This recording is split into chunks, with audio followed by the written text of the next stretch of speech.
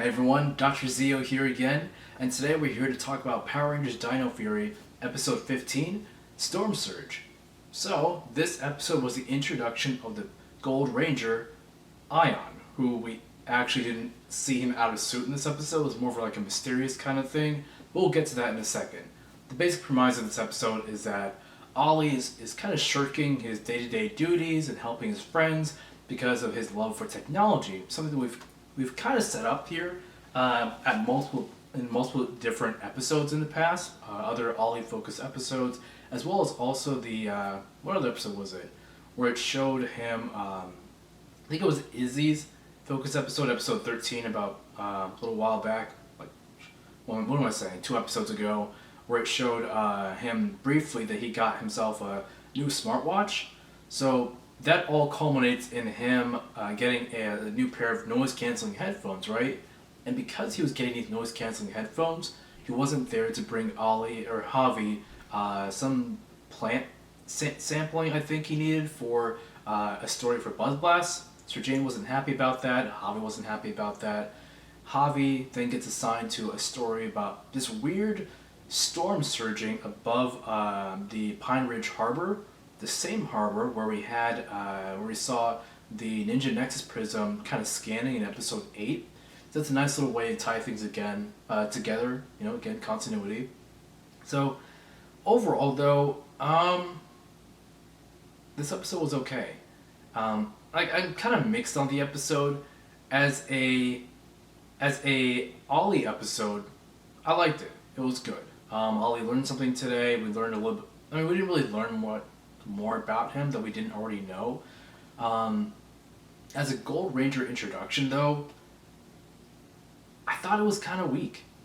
Like, his fight at the end didn't really feel all that special. I kind of wish it was just U.S. original footage. I feel like we could have done a better job, or the U.S. footage could have done a better job than what they gave us for the Gold Rangers introduction of Ryu Soldier. But I like the events surrounding the Gold Rangers introduction. Dr. Akana coming back is always a good thing. I liked her in the first 2 episodes. And then her using her scienciness to kind of research or kind of see what's going on in the harbor, and then that leading to the Gold Ranger being introduced was nice. So Ollie got to fight the monster of the week this episode, whose name was Tidemare, or as Mucus would call him, Mr. Beast. It was an okay fight. It was more so to set up the stakes of this episode because Tidemare, his powers are water-based, and I guess the Ranger defenses couldn't get around his attacks, so that was interesting, which leads us to Ion being able to get around his attacks because his abilities are electricity-based. So it was, I guess, nice seeing Ion's powers come into play here. He even had his own little arsenal. Obviously, as a viewer, without spoilers, without knowing the spoilers, we don't know who this Gold Ranger is at this time. We know that what we know so far in the show is that this Gold Ranger and Zato know each other somehow, right? When Zato sees the Gold Ranger fighting, he's like, "Whoa, it can't be, can it?" And then after the Gold Rangers fight, my man, like the 5 of them demorph, while the Gold Ranger does not demorph. He just kind of looks at Zato and he's like, "Hey, Zato," and then he teleports out, right? Hit him with that, "Hey, auntie." Oh, that's great.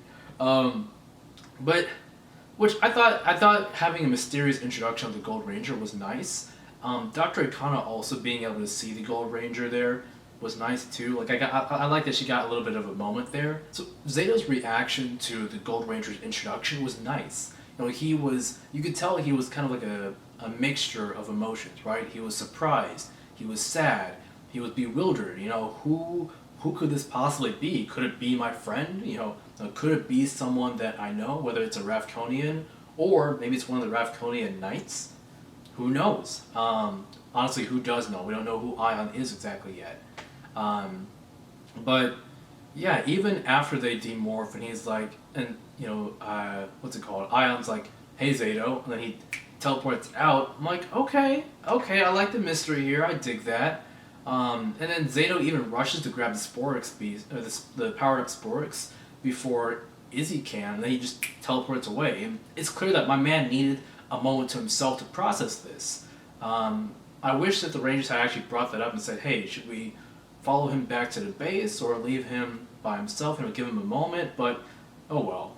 Um, anyway, this all leads to Ollie, learning a lesson that, don't put your friends over technology. He ends up giving Javi the pair of headphones that he bought.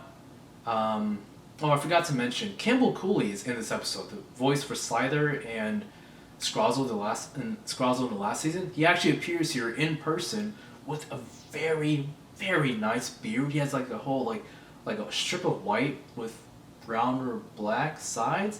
My man, if you want to drop some beard tips in the comments below, I will be very appreciative of that because you were rocking the hell out of that beard.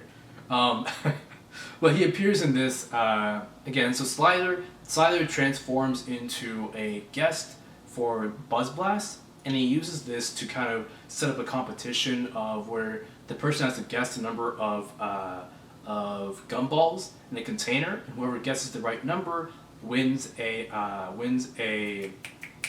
laptop. So Ollie obviously guesses the right number of gumballs, gives that laptop to his mom to help her process data faster for the underwater event that's going on there. It was nice seeing Campbell Cooley. I don't think it's too often that we see voice actors who are voicing monsters actually get an in-person appearance, so that was good. There's not really that much else that happened in this episode.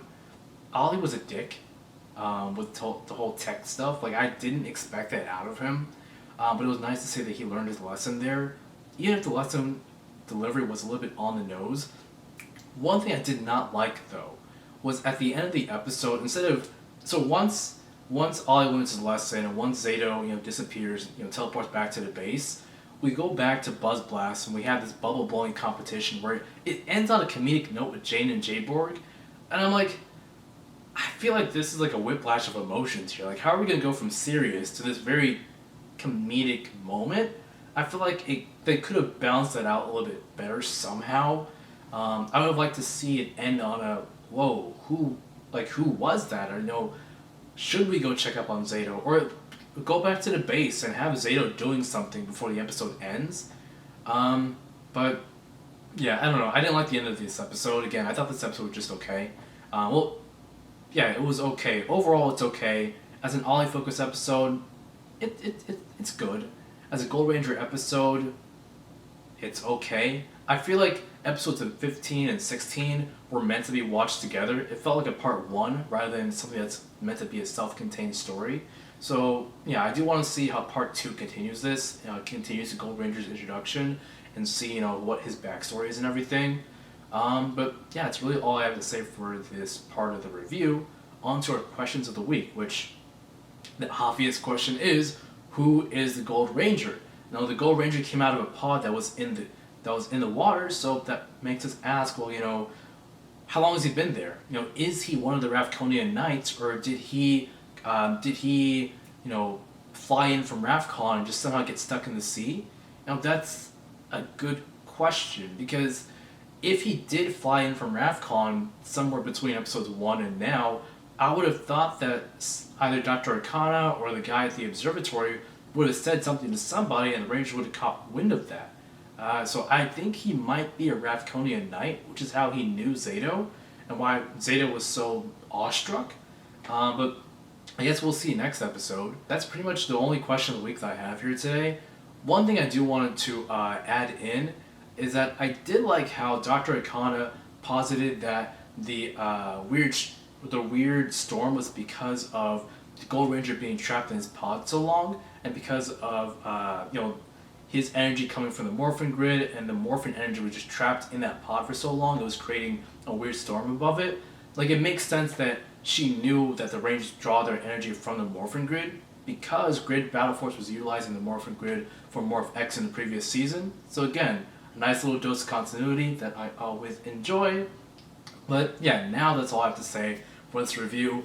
Let me know what you thought about the review in the comment section below. I personally can't wait for the next episode to see if this worked as a two-parter or if they're just disjointed. We'll see what happens. But anyway, let me know what you all think about the episode in the comment section below. Until next time, as always, I'm Dr. Zio. Stay masked up, get your vaccine if you can, stay safe, Have a good day, and peace.